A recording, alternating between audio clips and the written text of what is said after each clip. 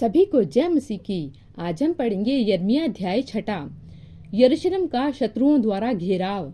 हे बिन्यामीनियों, यरूशलेम में से अपना अपना सामान लेकर भागो। तकौआ में नरसिंगा फूको और बेथक्रेम पर झंडा ऊंचा करो, क्योंकि उत्तर की दिशा से आने वाली विपत्ति बड़ी और विनाश लाने वाली है।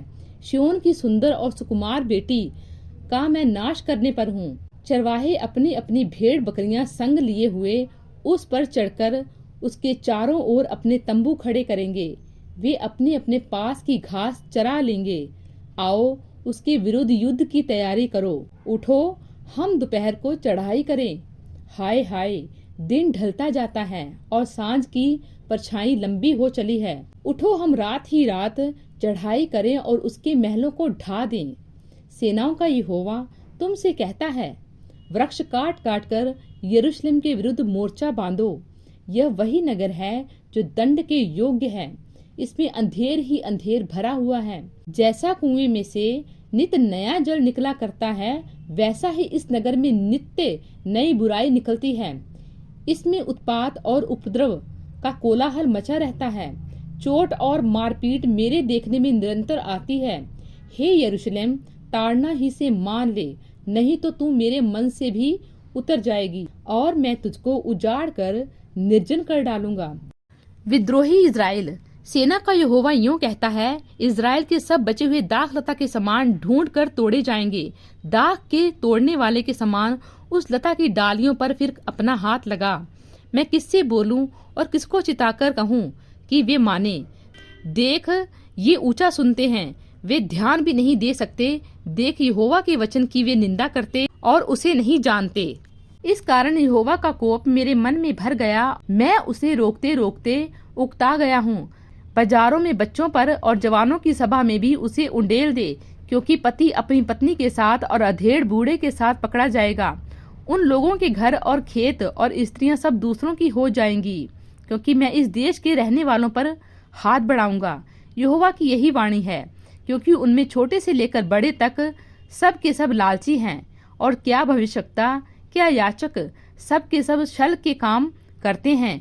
वे शांति है, शांति ऐसा कहकर मेरी प्रजा के घाव को ऊपर ही ऊपर चंगा करते हैं, परंतु शांति कुछ भी नहीं। क्या वे कभी अपने घृणित कामों के कारण लज्जित हुए? नहीं, वे कुछ भी लज्जित नहीं हुए।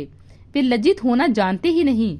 इस कारण जब और लोग नीचे गिरे तब वे भी गिरेंगे, और जब मैं उनको दंड देने लगूंगा तब वे ठोकर खाकर गिरेंगे। यहोवा का यही वचन है। परमेश्वर के मार्ग को त्याग देना। यहोवा यूं भी कहता है, सड़कों पर खड़े होकर देखो और पूछो कि प्राचीन काल का अच्छा मार्ग कौन सा है, उसी में चलो और तुम अपने अपने मन में चैन पाओगे। पर उन्होंने कहा, हम उस पर ना चलेंगे। मैंने तुम्हारे लिए पहरुए बैठाकर कहा, नरसिंगे का शब्द ध्यान से सुनना, पर उन्होंने कहा, हम ना सुनेंगे। इसीलिए हे जातियों सुनो, और हे मंडली देख कि इन लोगों में क्या हो रहा है। हे पृथ्वी सुन, देख, मैं इस जाति पर वह विपत्ति ले आऊंगा जो उनकी कल्पनाओं का फल है, क्योंकि इन्होंने मेरे वचनों पर ध्यान नहीं लगाया और मेरी शिक्षा को इन्होंने निकम्मी जाना है। मेरे लिए जो लुबान सभा से और सुगंधित नरकट जो दूर देश से आता है, इसका क्या प्रयोजन है?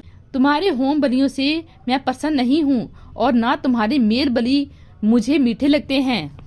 इस कारण यहोवा ने यूं कहा, देखो, मैं इस प्रजा के आगे ठोकर रखूंगा, और बाप और बेटा, पड़ोसी और मित्र सब के सब ठोकर खाकर नाश होंगे।